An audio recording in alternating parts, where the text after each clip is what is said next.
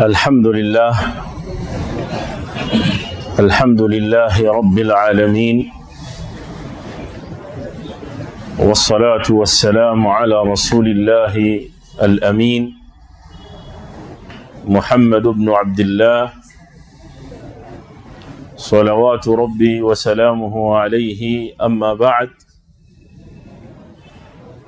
السلام عليكم ورحمة الله وبركاته.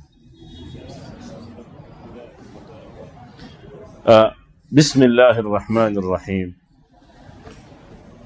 abalungi amatendo amalungi gonna gawa kitiibwa Allah subhanahu wa ta'ala jalla jalalu.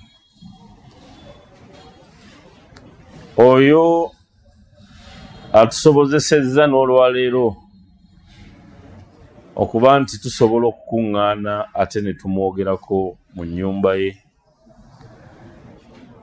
wakati mu kwagala okwegendereza n'okutaggulula ku mboozi ye Allah subhanahu wa ta'ala n'omubaka Muhammad sallallahu alayhi wa sallam nga amutuma agitutegeeze tusobole okuluŋŋama.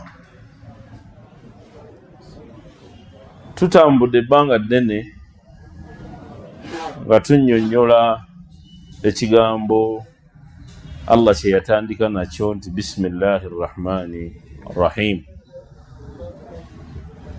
Nsaba Mungu ansaasire nti ebirungi byakyo ne baraka zaakyo tubyogereko olunaku lwa leero, ndowooza tebisobola kuggwaayo, tubifundikire ate tuyingire direkiti mu ebyo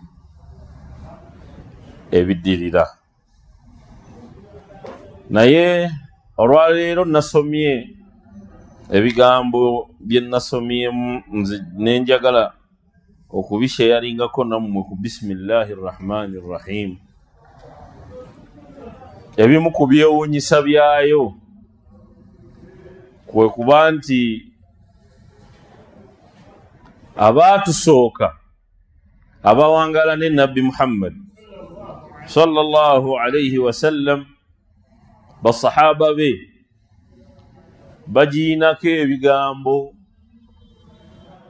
ebyewuunyisa. Mu byawandiikibwa mulimu ebyawandiikibwa nga biva ku Ali ibn Abi Talib radiyallahu ta'ala anhu wa karrama Allahu wajha. Yalaba omusajja ng'awandiika bisimillahi rrahmani rrahim, n'amugamba nti bisimillahi rrahmani rrahim eyo gy'owandiika, yamugamba nti judha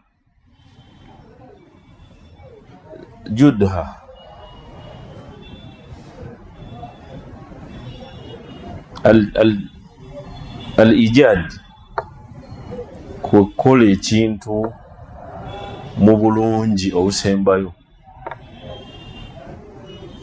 Bw'oba olina kyokola n'okirongoosa nnyo nnyo nnyo.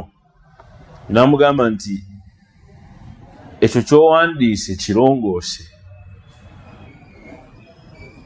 N'amugamba nti kubanga, lwaki nkugamba ekyo? N'amugamba nti kubanga waliwo eyagirongoosa faghufira lahu. Subhanallah. Waliwo eyagirongoosa, Allah n'amukola ki? Allah n'amusonyiwa. Ati bwe bagamba nti girongoose, waliwo ebyewuunyisa wano wadde tugirongoosa mu mpandiika, tugirongoosa mu kwatula,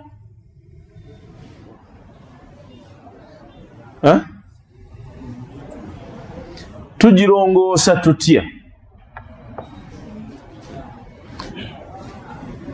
Tugirongoosa n'okugikakasa. Ebigambo byonna bye twogera bwe bibanga biyita buyisi ku nnimi tebiba na effect y'amaanyi. Kyova olaba nga Mukama waffe Allah tatunuulira byogeddwa, atunuulira gye biva bisooke byogerwe.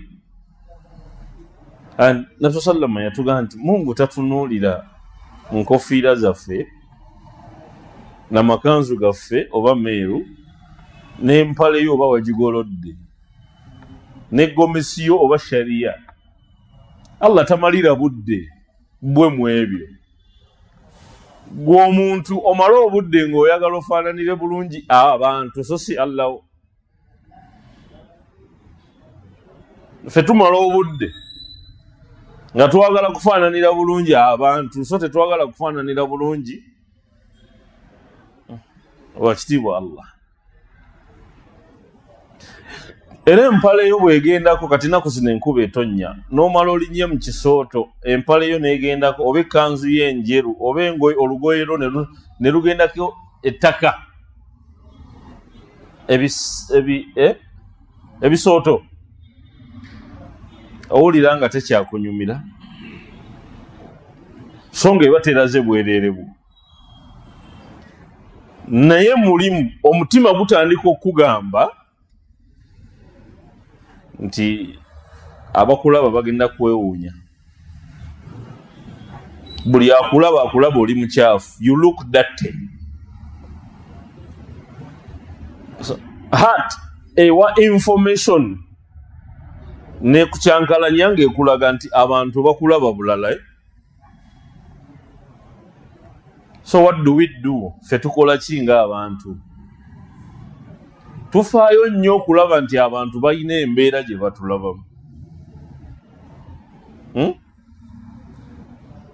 Kati gwe ebyo byonna ebikutawaanya, whatever takes much of your time as an individual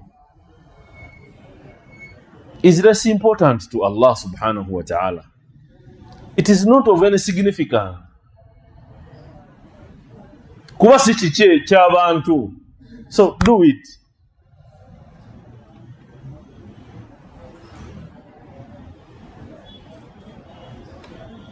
Kati judha girongoose akutegeeza tekikoma mu kuwandiika kwokka, tekikoma mu kwogera kwokka. Bino byonna bye muzze mulaba nga twogera ebbanga lye tumaze nga twogera ku bisimillah, abaafuna mu bisimillah obulungi obwo bwe muzze mulaba nga twogera beebo bokka abaagirongoosa, beebo bokka abaamanya amakulu gaayo okuva mu mutima n'amanya nti ayogera ku Katonda, n'amanya nti ayogera ku ki. Kakati Ali agamba, Ali ibn Abi Talib sahaba wa Nabi Muhammad sallallahu alayhi wa sallam, muganda we yagamba omusajja nti longoosa basimala, oyagala kutambula bulungi longoosa basimala, kubanga yagirongoosa nina gwe mmanye yagirongoosa Mukama waffe Allah n'amukola ki, n'amusonyiwa.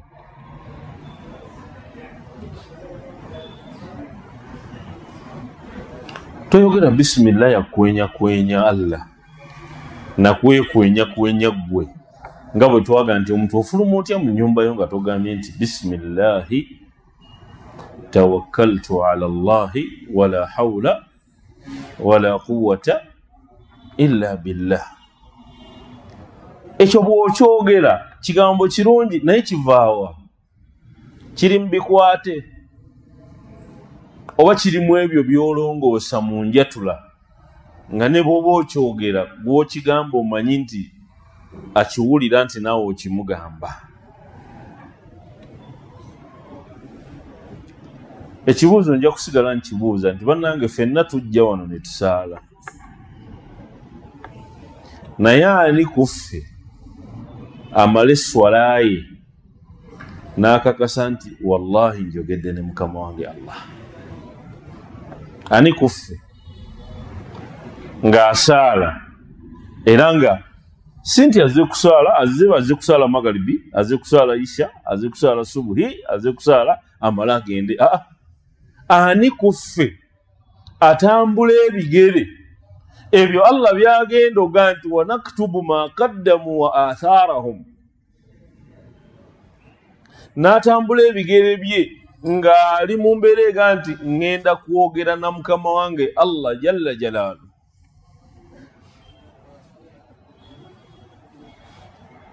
Omutima gwe ne guba nga guli khali, guli out of anything but Allah subhanahu wa ta'ala.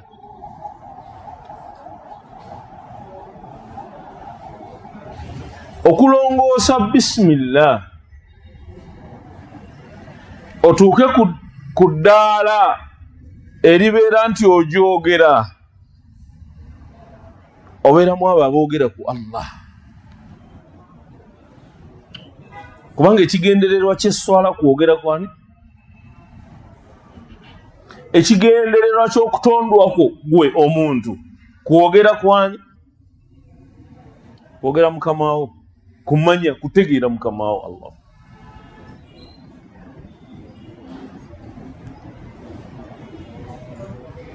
Kakati bismillah bw'abanga ono asobola tugamba nti bannange bismillah kigambo ekireetera Allah subhanahu wa ta'ala okusonyiwa omuddu, ekyo kiba kigambo kitono. Kitono bajjama bismillah.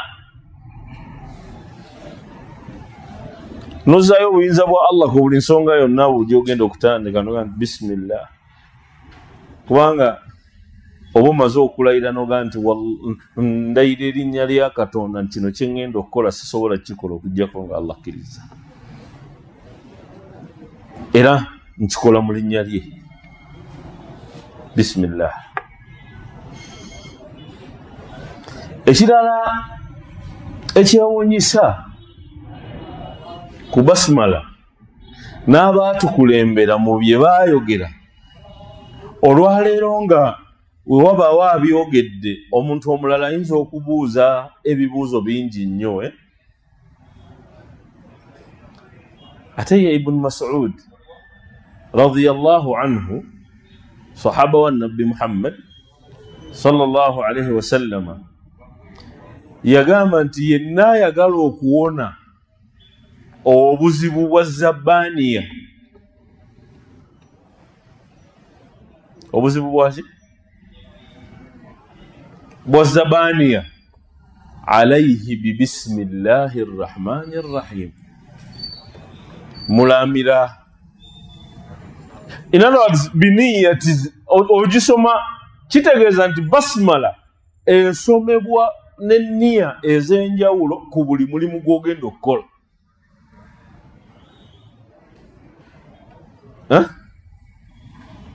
Buli nniya gy'oleeta ng'olina omulimu gw'ogenda okukola, basmala ekola era yetandika. Ibn Mas'udi ayogedde ebigambo wano n'agamba nti yenna ayagala okuwona zabaniya yeekwate ku bismillahi rrahmani rrahim. Naye bino bye bikulu bye njagala okujjayo. N'agamba nti kubanga zabaniya ze malayika eziri ku muliro n'agamba nti ziri 19. N'agamba ziri 10. Bino byenjogera biri mu kitabo kya Qurtubi, tafsiri ya Qurtubi.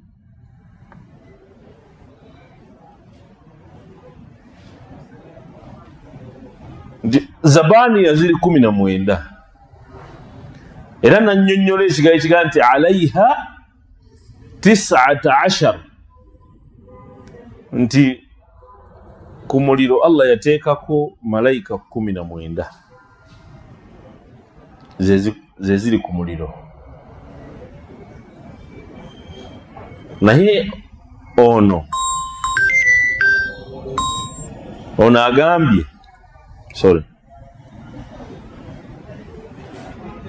nti bismillahir rahmanir rahim bw'otambula nayo n'enniya eya Allah subhanahu wa ta'ala okuwonya zabaniya.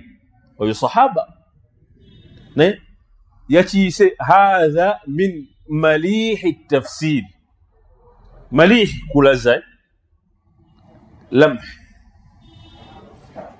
okulaza nti istinbat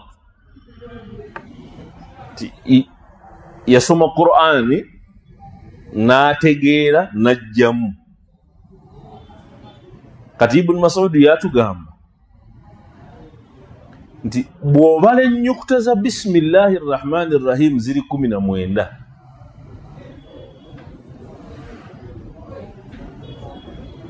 Qurtubi min kibari al-mufassirin aganti bw'obala ennyukuta za bismillah ziri 10 ziri 19. Nakugamba nti n'omuliro guliko malayika 19. Naga nti naye ayitiriza bismillahir rahmanir rahim ng'ayina enniya ya Allah okumuwonya malayika z'omuliro zonna. Aga nti buli harufu buli nyukuta ba'u siini mim ezo zonna nga bw'oziraba.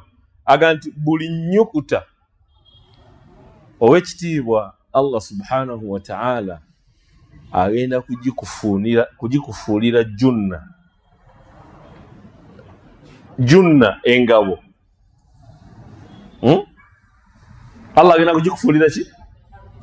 Ngabo okuwona zabaniya. Kitegeeza wulira bigambo bino ebya Ibn Mas'ud ogatte n'ebigambo bya Ali ebikulaga nti bismillah bw'ogiyitiriza biniyati ghufrani dhunubi Allah subhanahu wa ta'ala akusonyiwa amaki? Allah subhanahu wa ta'ala akusonyiwa amazambi. Amazambi bwe tugakola nga Allah tatusonyiye gatutwala wa? Senga Allah takusonyiwa omaliriza oliwa? Nga zabani yazikunona. Naye ate bw'oba ogenda kuwona zabaniya naawe soma bismillahir rahmanir rahim.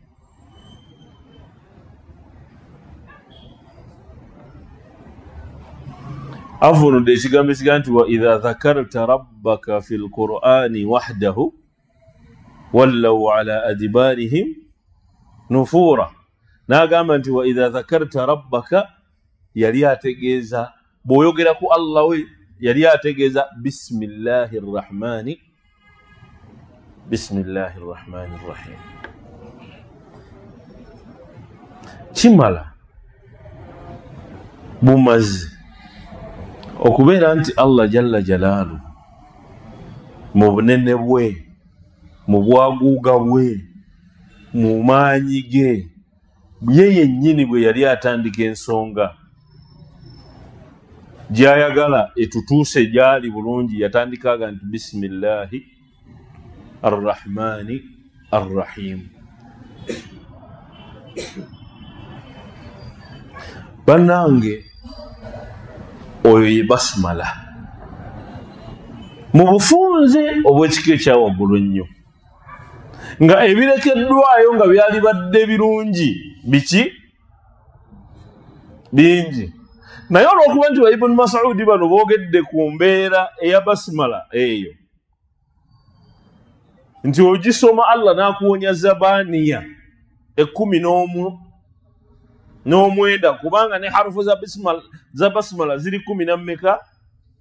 Kakati waliwo abantu abayina irimu esukka ku irimu ffe gye tukola ki gye tulina irimu eyo irimu yakubala ilmu lhisab abalina irimu esooka ku irimu eyaffe neyokubala bo bwe batunuulira ebigambo ebyo byonna nga bijja byogerwa bityo mu basahaba nga gye bisibuka ne bakuga nti ate basimala eyo mu kubala mu irimu ya hisabu bisimillah mu mbeera y'okubala biniyati tafriji alqurbat nti olina ebikutte biganye naye nga tolina byamaanyi byomanyi bisimillah ekumalira bwe bagibala ne bakugamba nti adadu yayo esembayo okuba ennene era ng'obaze ennamba ezo kubanga buli nnamba eyina omuwendo buli harufu buli nyukuta eyina omuwendo gwayo buli nyukuta eyina omuwendo gwayo buli nyukuta eyina omuwendo gwayo bw'ozibala ku muwendo gwayo ogusembayo obunene ennyukuta ezo 17 ng'ozibaze buli emu n'ennamba gy'erimu nti ennyukuta eno ezitowa bwezi bayizoga nti alf ezitowa emu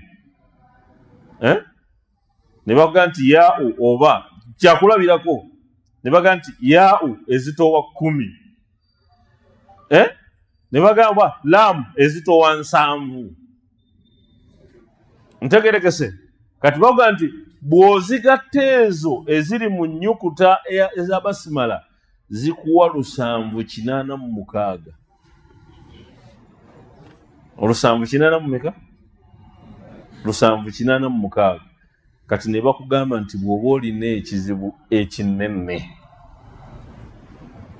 tuula wansi n'enniya ezzaayo ebintu byonna eri Allah nti Allah gw'obisobola Allah gw'obisobola Allah sibisobola mukama wange Allah bino biganye Allah omulimu guganye Allah kino kiganye Allah kino kiganye baga nti funa uzu genda osalira akabiri wetereze tuula wansi kwata akaladi bw'oba okayina oba osobola okusoma n'enwezo soma bismillah gisome bismillahirrahmanirrahim bismillahirrahmanirrahim emirundi 786 omale oteke ekyenyi wansi oba owanike emikono omugambe nti ai Allah bagamba nti kiggwa biidhnillahi subhanahu wa ta'ala ekikutte kyonna ekikutawaanya kyonna ow'ekitiibwa Allah subhanahu wa ta'ala olw'obuyinza bwe n'okumukakasa nti byonna tobisobola ye yabikola ki bakugamba nti gikozese emirundi 786 waliwo abatamanyi mirundi mu bye twasoma nabo mubawalimu era bakubuuza nti egyo emirundi gyonna givaawa lwaki mutugamba okwogera emirundi 1000 lwaki mutugamba okwogera emirundi bwe giti eyo iri mu ngazi iri mu ya hisabu bagita ilmu lhisab mu Qur'ani muno ojja kugisangamu era mu Qur'ani iri mu ya hisabu Allah subhanahu wa ta'ala bwe yali agyogerako yajogera mu aya mmeka mu aya 2 emu eri mu surati Yunus endala eri mu surati Isra Yunus aya eyokuna surati Isra aya y'ekumeka aya y'ekumibiri Allah yayogereramu ebintu bingi ate nga bw'atyo bw'atambuza ensi ya Allah naye bwe yali amaliriza aya ezo zombi emu yamaliriza agamba lita'lamu adada sinina wal hisab wa kulla shay'in fassalnahu tafsila nsooke mumanyi okubala emyaka gyammwe n'okubala okusukka emyaka twabalanga mu primary mu secondary ndoza mu university ne ba professor bajja babala naye teriyo kintu mu nsi muno okujjako nga kitambula nakubala. Teri kintu mu nsi muno okujjako nga kitambula nakola ki nakubala. Era okubala Mungu yagamba nti mukubala wa kulla shay'in fassalnahu tafsila. Kati no okubala tetutegeeza nti bala nti mu 2 3 ekyo bakiyita addi. Okwo kwe kubala okuli okutandikirwako 1 2 3 oba mwaka gumu myaka 2 myaka 3. Okwo kwe kubala okwa buli muntu. Waliyo okubala mathematics waba professionals mulaba kamera eyo wallahi tesobola kukola kyekola nga tewali mathematics. Ne stand eyo eyinza okuba nga esobola okukkirira okusukka okukka oba okuwayongera waggulu, naye mathematics amugamba nti okusinziira angoseeka gyatuddemu bwatyo bwalina okukola ki. So buli kintu kyonna mu bwongo bwaffe kitambula naki kitambula na mathematics. N'obulamu bwaffe bwennyini butambulira mu kubala. Era bw'oba tosobola kububala obulamu bwo osanga ebizibu ki? Osanga ebizibu bingi. Kubanga Allah agambye wa kulla shay'in fassalnahu tafsila. Mu kubala buli kintu Allah yakiteekamu ekiri. Eno entebe zino zonna ango babalambale. Okuzimba omuzimbo guno tosobola kuguzimba ba architect baawo. Tosobola kuguzimba nga tobaze. Ange ezo ne zivaayo nga bw'ozaagala. Era oba kugamba teekawo birigi. Awo pima bwoti. Naye tekikumala okwetunuulira nga ggwe. Gwe nga gwe omuntu tekikumala okwetunuulira. N'olaba butya Allah subhanahu wa ta'ala bwe yabala nga atutonda. Nti okuva wano paka wano wateeka okwewetamu. N'okuva wano paka wano ate wote weeweta bwe watu weeweta birala. Ate okuva wano paka wano ate wano wate ezina engalo zo zirina kuba bwe ziti. Oyo yenna mathematics. Kugulu kuli bwe kuti wano wenkana otya okola otya. Olaba oluusi n'abagenda okukuwa eddagala ng'oli mulwadde basooka kupima. N'abagenda okukuwa eddagala ng'oli mulwadde basooka kola ki? Wallahi basooka kupima ne balaba simanyi ozitowa kilo mmeka, simanyi okola biki, basobola okukuwa eddagala eritaakole ki? Eritakkose.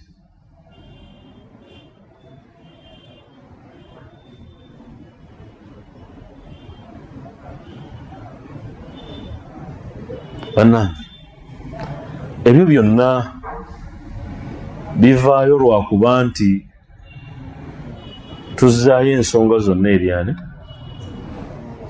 eri nannyinizo Allah subhanahu wa ta'ala yazirinako ekisooka yazirinako ekisembayo.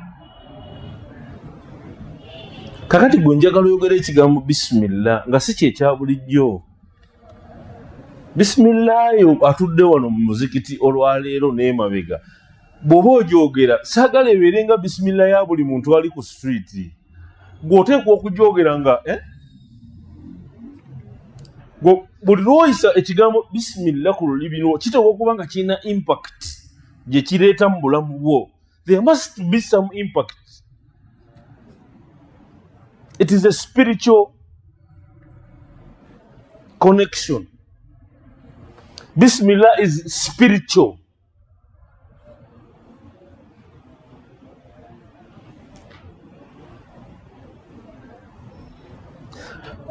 Nabi Muhammad sallallahu alayhi wa sallam yayogera hadithi eno bajama n'agamba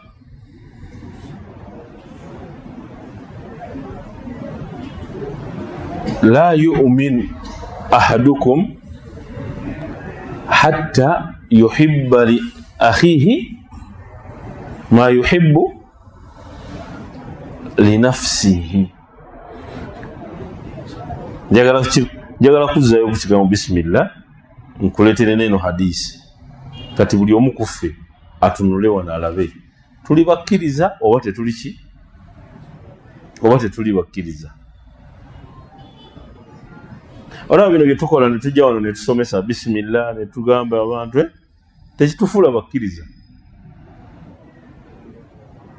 tekitufuula baki bakkiriza bannamaddala.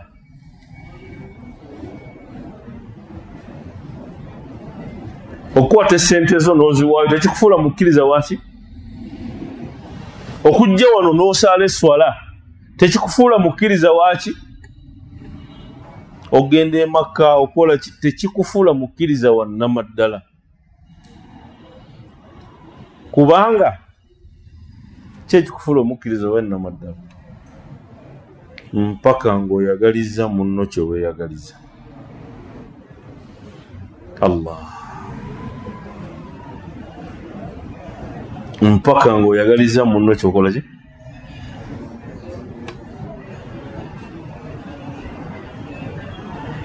gwe wetunulemu okakasa kyeweeyagaliza munno.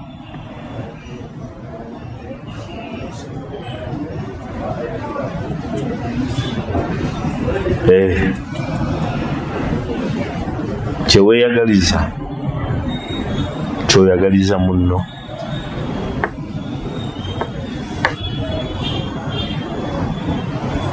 Eyo ya disitulikiti y'obukkiriza obu.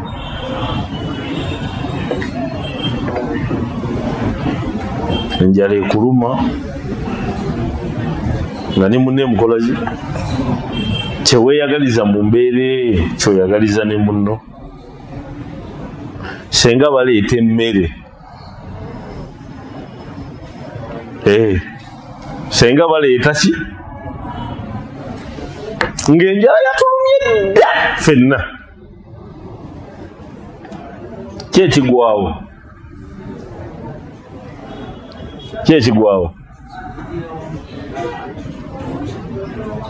you are already hungry, at the peak of your hunger. You are 4, 7, 10 at the peak of your hunger, and food comes in. What happens? You can see a fight, as if people have not been hungry, because everyone is looking for. Abatukulembera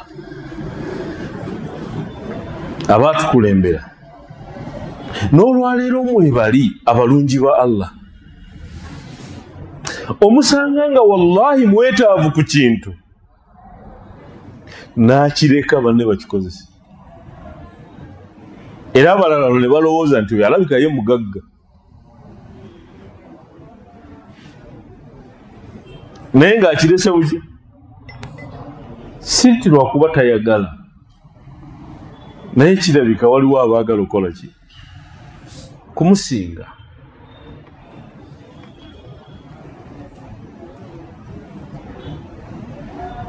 Kati eno basmala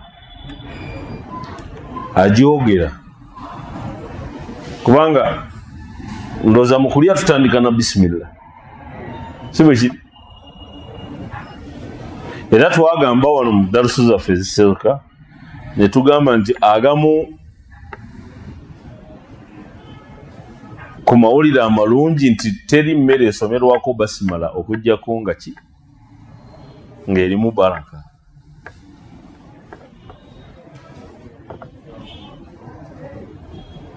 Kati oyogere bisimillah ng'oli mu kulwana na munno ku mmere, ate ng'ogamba bisimillah oli mu kulwana kati awo bisimillah oba olinga oli omusajja gwe baga nti girongoose, olwo tuba tugirongoosezza, eyo eba yakwogera buki.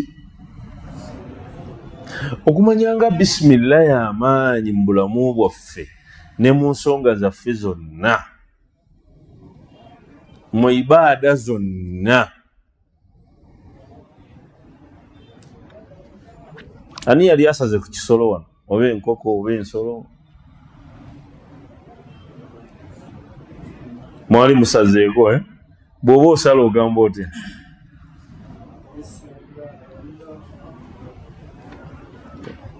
Kitegeeza ki? Naye ekyo kikwate si bwe kiri. Twakwata nti omuntu bw'aba agenda kusala agamba nti bisimillahi allahu akbar. Tetulina kwogera bikwate.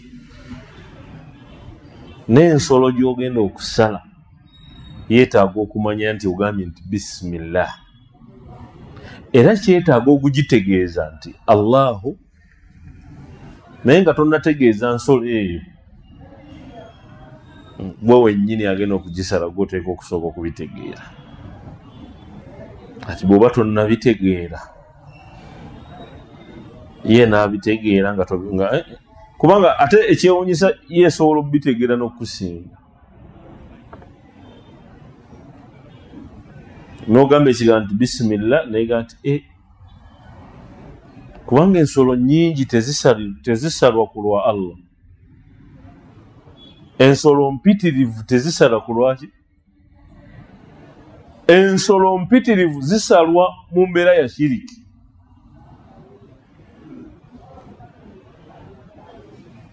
Kati n'ensolo yennyini gy'oleese okusala ng'ogenda kugisala bisimillah mu linnya lyani?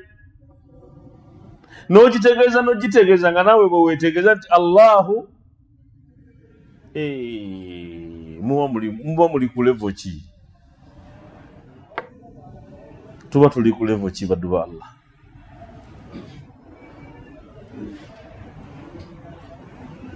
Obundi obulamu bwe bugenda oba obulamu bwe bukola ki? Kati gwasala enkoko naawe asala ekisolo, bw'obanga tonnaba kumanya nti ekyo tukisala bisimillah,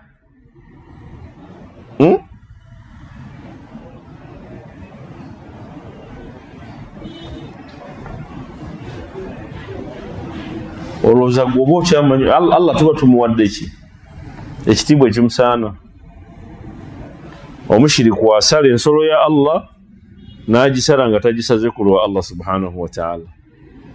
Omukkiriza n'asala ensolo ng'agisaze ku lwa Allah subhanahu mu linnya lya Allah okutuukiriza ekiragiro kyani? Kubanga ye Allah ye yalagira naga nti wala ta'kulu mimma lam yudhkaru ismullahi alayhi.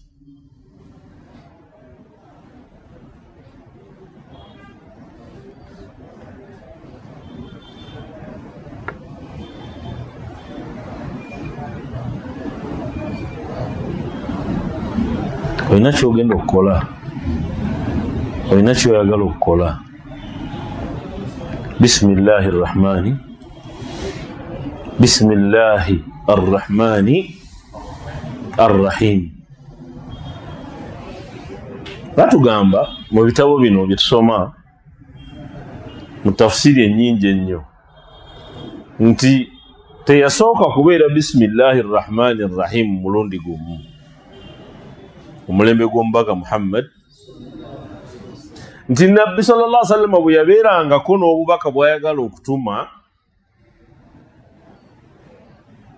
yawandiikanga bismika Allahumma, yawandiikanga ekigambo nga kiga nti biismika Allahumma.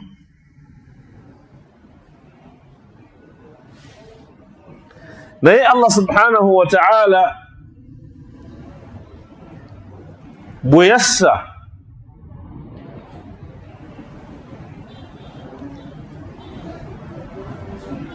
aya ezimu ezirimu ekigambo Rahman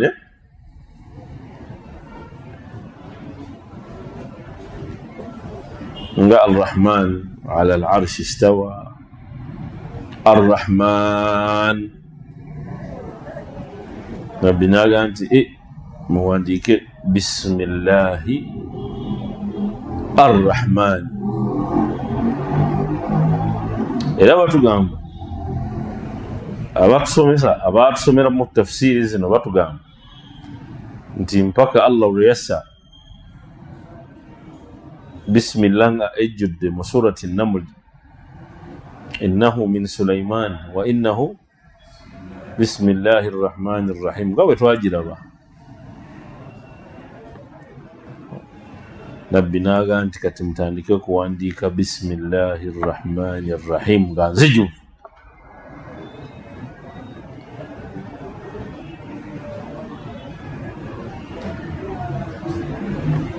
Mu tafsiri ojja kusanga bismillah ku buli ssuula, ogenda kugisanga ku buli ssuula wetandikira bismillahi rrahmani rrahim. Ojja kugisangawo mu Qur'ani zino ezaffe empandiike.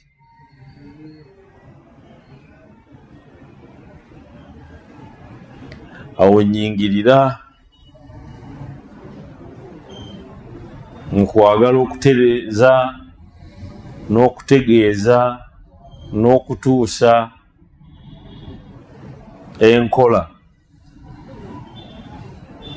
ey'okusoma bismillahi rrahmani rrahim nga tuyingidde mu swala oba okusoma surat al-Fatiha. Si mu swala wano wokka nti tuzze kusaala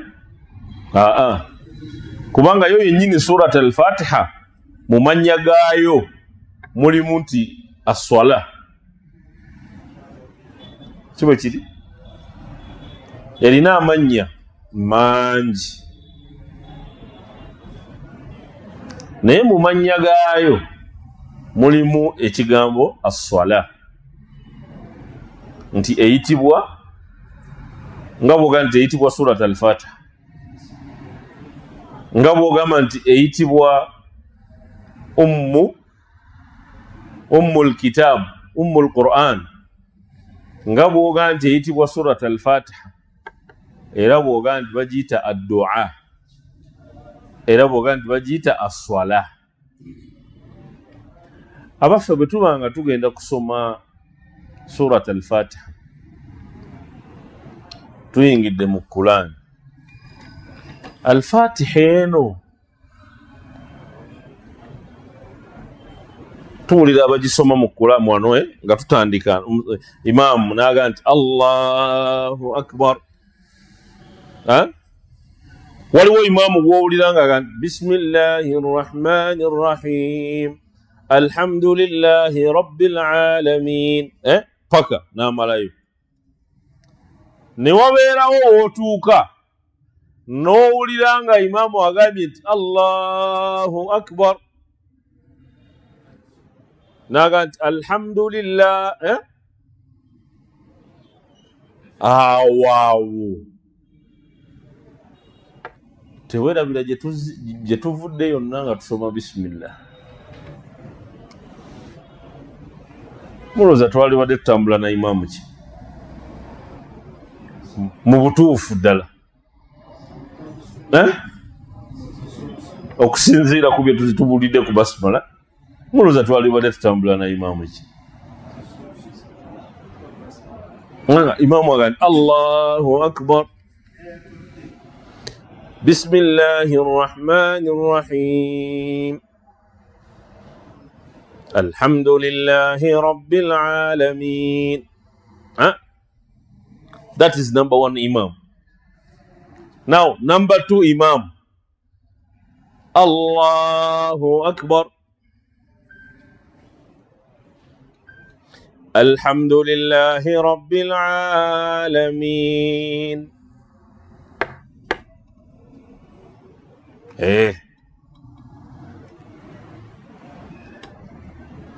Abalungi abatudde wano nange olwaleero mulowooza ku ebyo bye tunnyonnyodde ebirabiseeko before, mulowooza nti twali badde ddala twali yetaaze imaamu ki ku babiri? Naam, twali yetaaze imaamu ayatudde basimala n'aba muli mugongo ne bamuwulira nga ddala akoze eki ng'agyatudde, si bwe kiri? Nze nno ŋŋamba nti regardless oba aya mu Kulaani oba si ki, twalitambudde ne imaamu ayatula ki, oba aya ku Al-Fatiha oba si ki, kubanga bitegerekese kyonna ekitaliiko basimala kiba kikendeevu, kiba kiwulamu.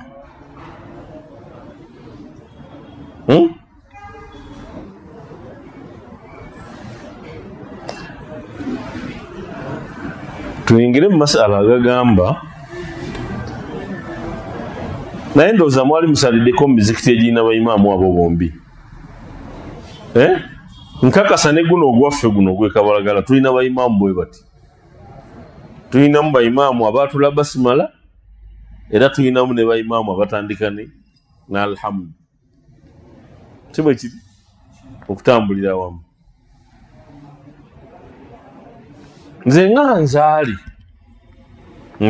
nzaali bwe mmala okusoma ebyetoolodde basimala mpulira ennaku n'obukendeevu nga imaamu ansaazizza tagyatudde,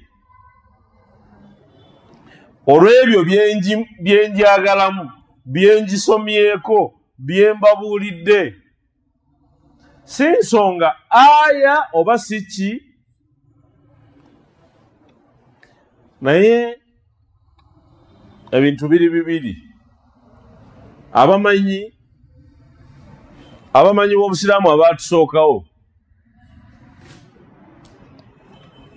baafuna endaba ez'enjawulo ku basimala, aya ku surat Al-Fatiha oba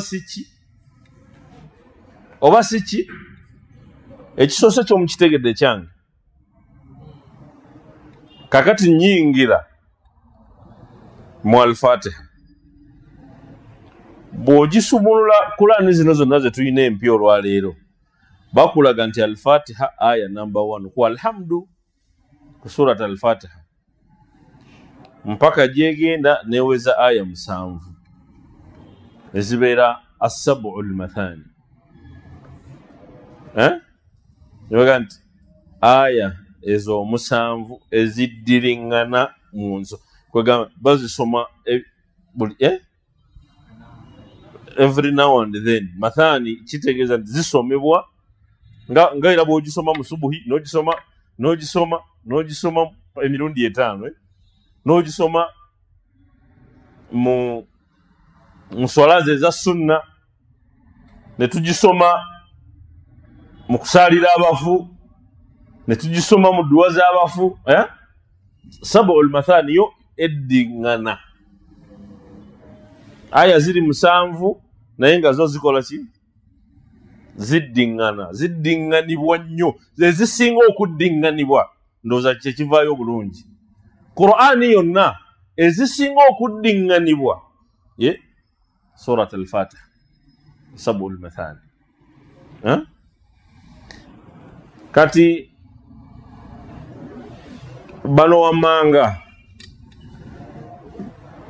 be baatuviirako okulabika nti abamu bisimillah bagisoma, abamu tebagikola ki? Tebagisoma.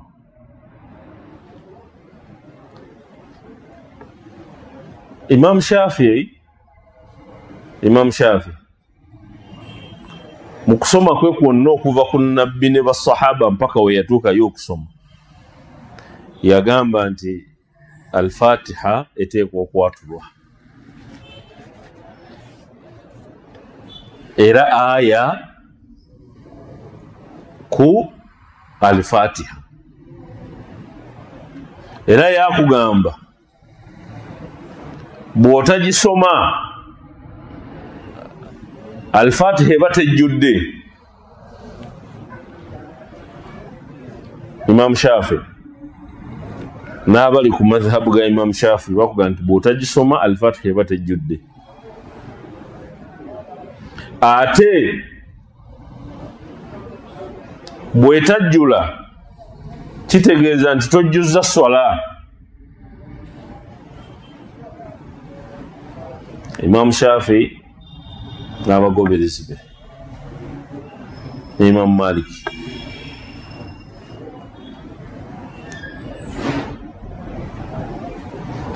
Abu Hanifa, Imam Abu Hanifa, omusomesa omukugu, omukukutivu, nga era yasomesa bano bonna.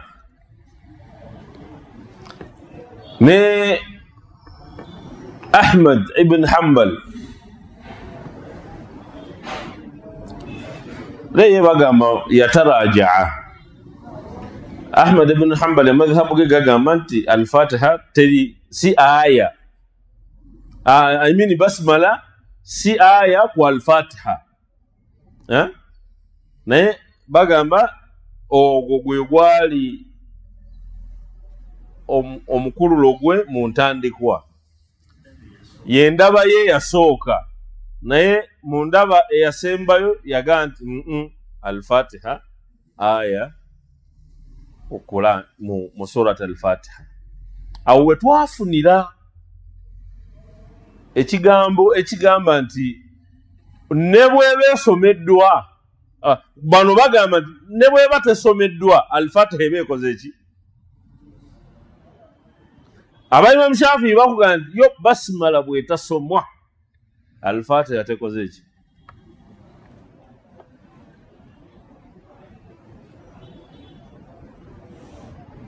Naye okusinziira bwe tusomye, nze nno ndowooza oba aya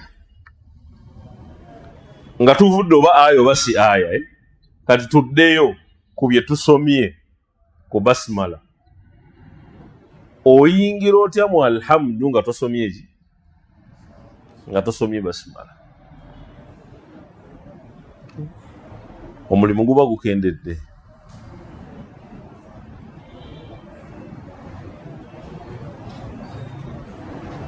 Endaba yange egamba nti obulungi obuli mu basmala,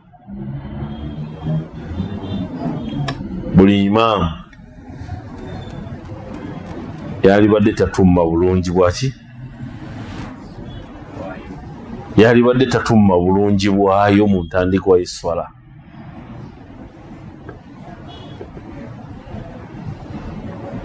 Obulungi bwayo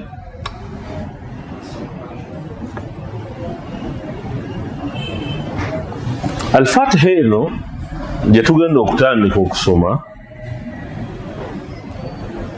ebyewuunyisa byayo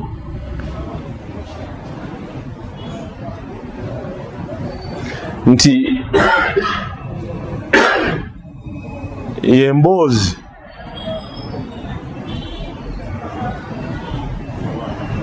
eri wakati wa Katonda n'omuddu we direct.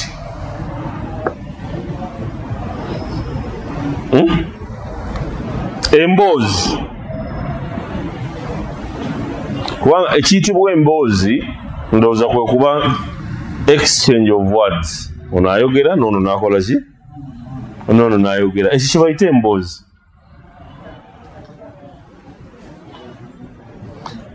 Kya bbeeyi okuba nti oli imaamu w'abantu. Kya waggulu nnyo okuba nti oli imaamu w'abantu. Kya kitiibwa nnyo okuba nti oli imaamu.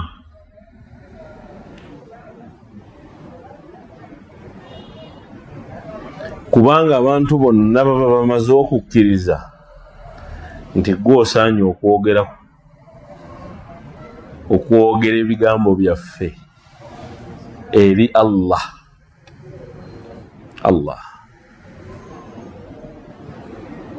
Abantu bonna bayimirira bwe bati mu mugongo gwo, ennyiriri nga zisimbye, zonna nga zigamba Allah nti mukama waffe Allah oyo yagenda okwogera ebigambo byaffe ye representative waffe.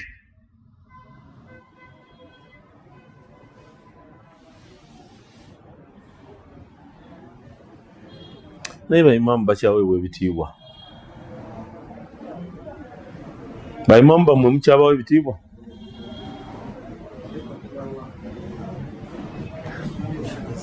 naye wano we tutudde nange sisobola genda mimbali nga tebakkiriza, sisobola.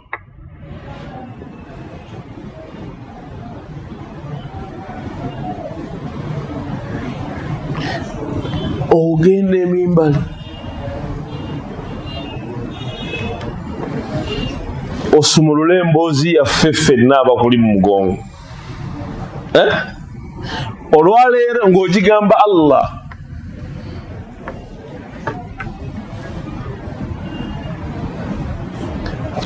mwali mubaddeko in groups of people and you must make a presentation. You are in a group of people bearing the same name, aiming for the same goal, and you have a report to present. Can 20 people present? Can all the 20 people present one document?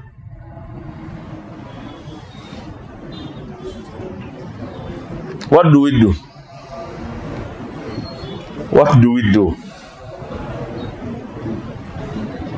We choose. And the choice that we make, we believe it is the best choice from amongst ourselves. We shall choose the best among ourselves, and we say, if so and so presents for us, every one of us is contented. Nti oyo kyanayogera kijja kola ki? Oyo no ye imam.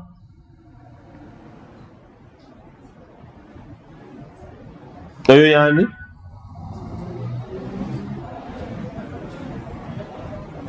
nayogerako ne Allah. Kati bw'oba ogenda okwogera ne Allah jalla jalaalu, nga ye Allah bwe yali atandika ebigambo bye nga bigamba Nabbi Muhammad, yatandika amuga nti bismillahi rrahmani rrahim. Si bwe kiri? Tekyalabika? Ye Allah Quran ebigambo bye yabitandika agamba Nabbi byonna ebigenda mu maaso n'ebyonookola n'ebyogenda okutuusa tosobola bikola by your own, naye ogenda kubikola in the mighty name of Allah subhanahu wa ta'ala. And that was Allah's teaching to the Prophet. Muhammad, Bismillahir Rahmanir Rahim. Where is that? La, toina chogenda kola. The first revelation, Iqra. But you can't read by yourself. So, how do you read? Bismi Rabbik. Bismillah. You want to do anything? Bismi. You want to do something? Bismi. It can't be. You can never achieve except with basmala. So, you Muhammad sallallahu alaihi wasallam, my first revelation to you is that you're going to be an elite. You've been known to be an illiterate, but you're going to be literate. You will not be literate except in the mighty name of Allah. So you're going to read. I'm going to send you Jibreel alayhi salatu wassalam as your teacher. I'm going to give you the best of the teachers, the best of the tutors, I'm going to give you the best of the instructors. Who is that? علمه شديد القوى.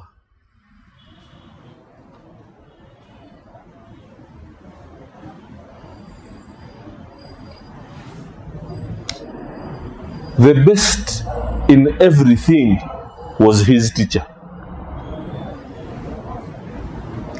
Best in vision, best in mathematics, best in science, best in architecture, best in whatever field that you can think of. The best lawyer, the best judge, the best medical personnel, the best engineer, the best motivational speaker you can never find is Muhammad sallallahu alaihi wasallam.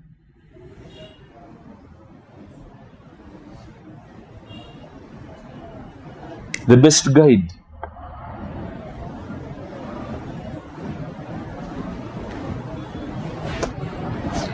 How has he become the best? Bismi rabbika alladhi Iqra bismi rabbika alladhi. If Jibril comes to you for any lessons, for any lectures, say Bismillahi ar-Rahmani ar-Rahim.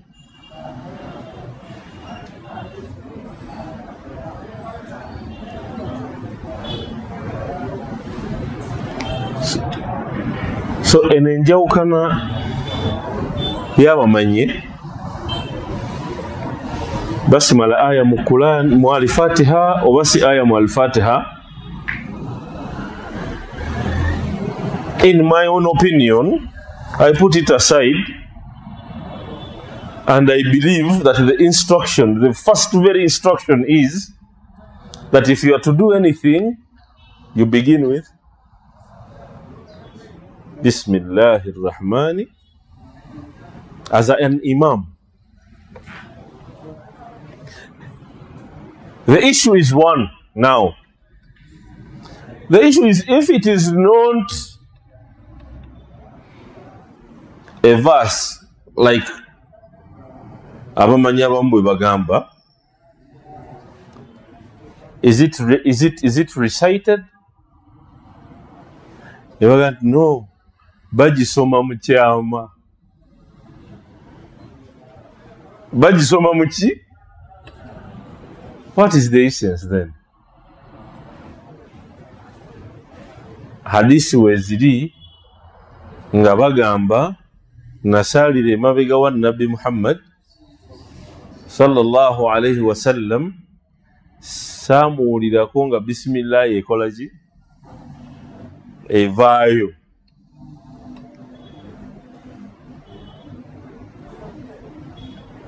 Omulanaga nti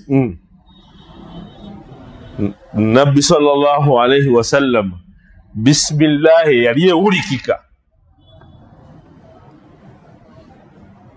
Hadisi ezo muziwulidde? Weziri era ze ziviirako bano abamanyi okugamba nti weziri ate zonna ntuufu nno. Zonna ki? Kakati wezimala okubanga zonna ntuufu ne tufuna eyo n'agamba nti nze saawulira bismillah ya lwatu. Awulidde ekigambo ekyo? Saawulira bismillah yaki? Ya lwatu. Yaliwo oba teyaliwo? Ekyo ekigambo kitegeeza nti nabbi bismillah yagyogera oba teyagyogera? Kitegeeza yagyogera naye gwe tewagiwulira mu ki? Kati ne tufuna ne hadisi endala egamba nti namuwulira sallallahu alayhi wa sallam ng'asoma basmala.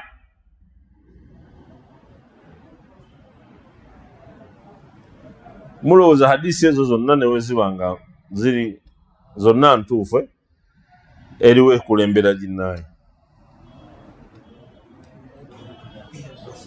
Eriwo ekulembera ginnaayo? tulina eyawulira tulina n'ataakola ki ate bonna bagamba basaala n'ennabbi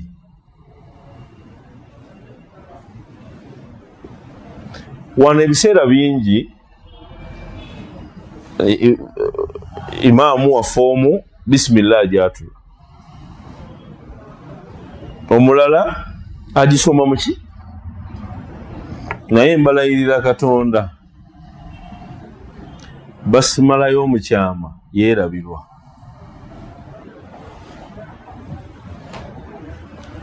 fe gye tusomedde yonna nga tewali basimala mbalayirira Katonda tubadde tusaala esswala nga tugamba Allahu akbar n'osoma edduwa ekola ki n'osoma edduwa eggulawo esswala bw'ogimaliriza toleeta basimala oyingira buyingizi mu al-Fatiha bameka abali wano mu masjidi muno nga kikutuukako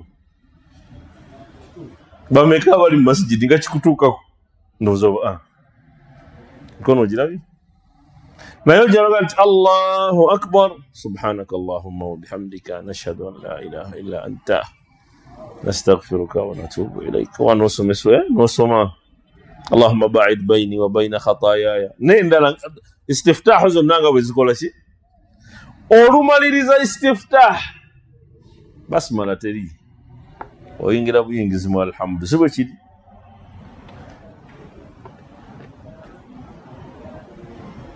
songa eteekeddwa okukulembera ki era atawulira yasala naye zuhuli ndowooza n'aswiri kuba ezo zo si za lwatu kubeera hadisi tennyonnyola tegamba nti nasala naye guswala bweti aga sallaitu khalfa rasulillah ayaka yasala naye zuhuli munnange nga kuba zuhuli yo yakyama naye negamba nti nze nasala naye n'akola ki teyayingira mu alhamdu okujjako nga amaze kwogera ki okujjako nga amaze kugamba bisimillahi rrahmani rrahim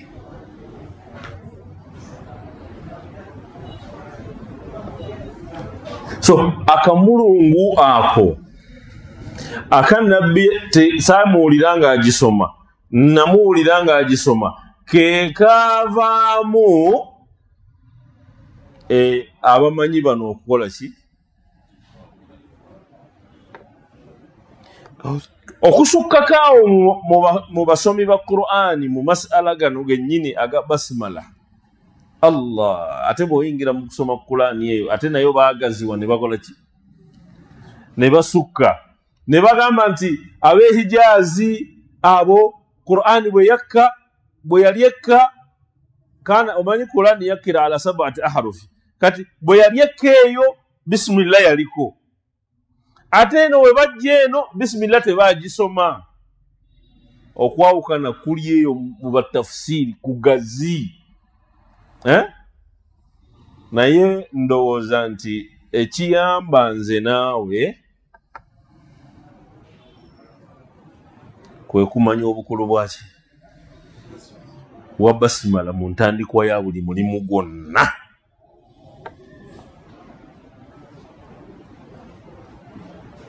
obukulu bwa basimala mu ntandikwa ya buli muki kikumalira era nze kimmala okuba nti Allah jalla jalaaluhu basimala yagikola ki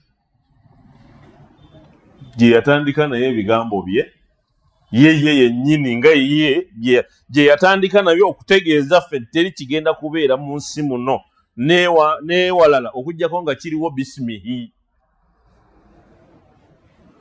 tekiriyo ekigenda okubeerawo okujjako nga kiriwo bisimihi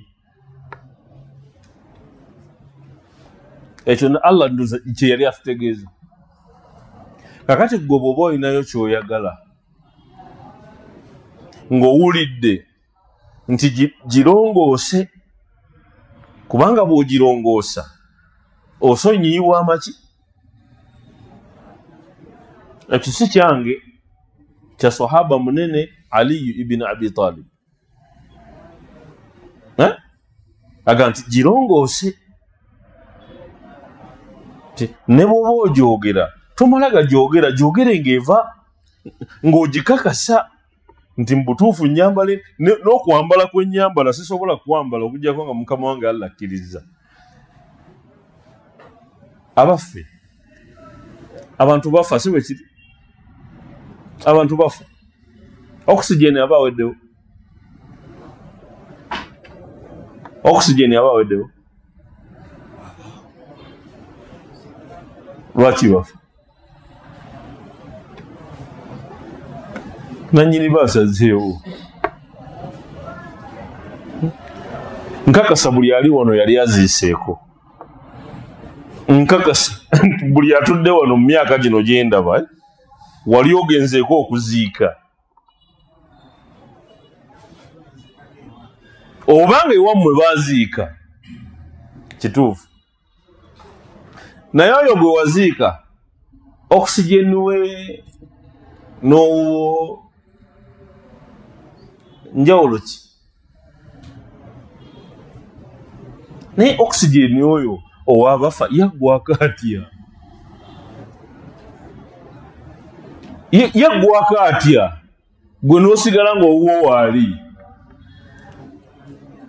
nga n'emyaka oluusi mwenkana nga Seeka bw'agamba, gwe owuwo n'asigala nga waali era ng'ossa owa munno ye n'akola ki?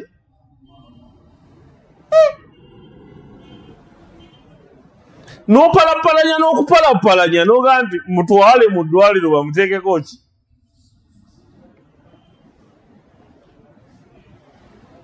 Mungu n'aga nti kati wange mumukowe, nze mbagambye nti gwe namuwa akoze ki?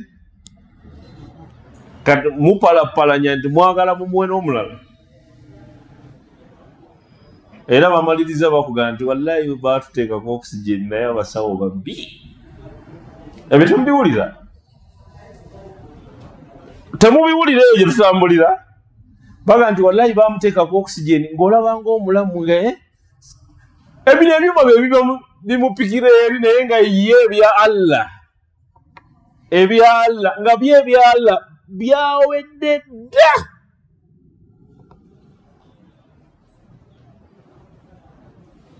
Kati mumanyi Allah bw'agamba, mumanyi Allah bw'agamba kufa.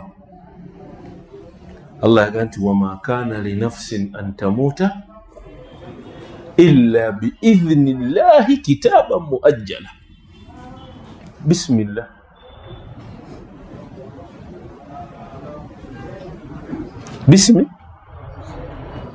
Bismillah.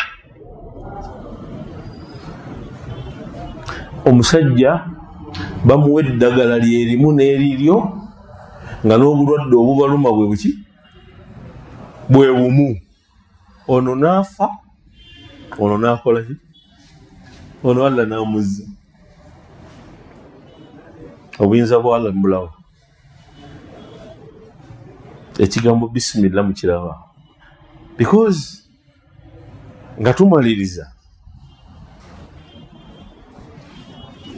era nga nzingako basmala, njagala kutegeeza nti basmala ekulaga buyinza bwa Allah obusooka n'obukola ki?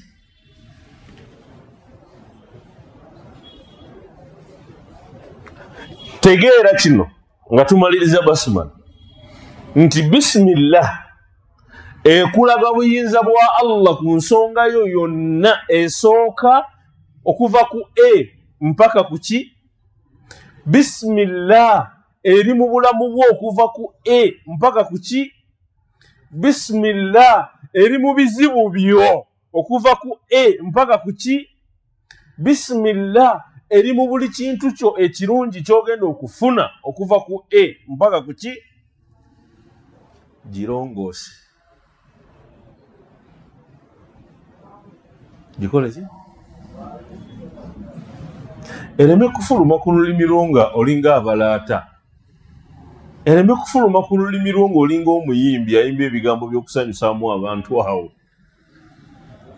Efulume ng'erina ekigendererwa eky'amaanyi era ng'ezzaayo obuyinza bwa Allah ku buli nsonga.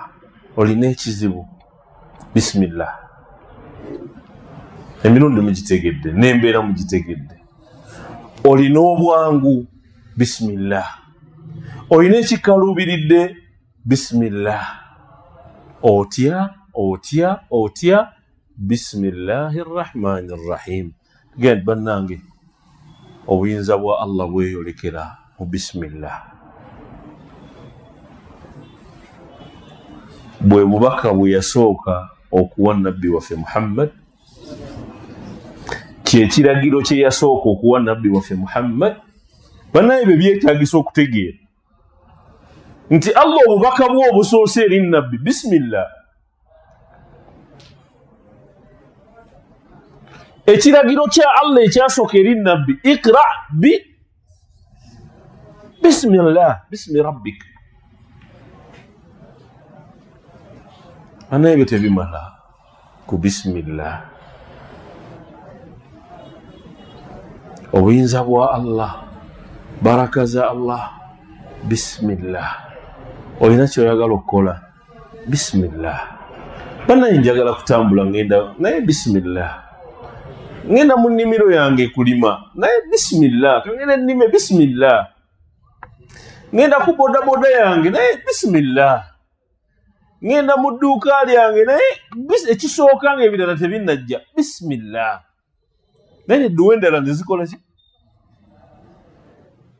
اللهم يا من لا يشغله سمع عن سمع اللهم يا من لا يشغله سمع عن سمع اللهم يا من لا يشغله سمع عن سمع ولا يغلطه كثرة المسائل ولا يبرم بإلحاه الملحين عليه أذقنا برد عفوك أذقنا برد سترك أذقنا برد رحمتك يا كريم الإجابة يا من لا يعجزه شيء في الأرض ولا في السماء اللهم ما قدرناك حق قدرك ولا عبدناك حق عبادتك ولكنك أحق من عبد أكرم من سئل أجود من أعطى أرعف من ملك اللهم لا تجعل دعائنا ردا ولا لمعيشتنا كدا وارزقنا اللهم رغدا يا أرحم الراحمين ولا تشمت بنا أحدا سبحان ربك رب العزة عما يصفون وسلام على المرسلين والحمد لله رب العالمين والسلام عليكم ورحمة الله وبركاته.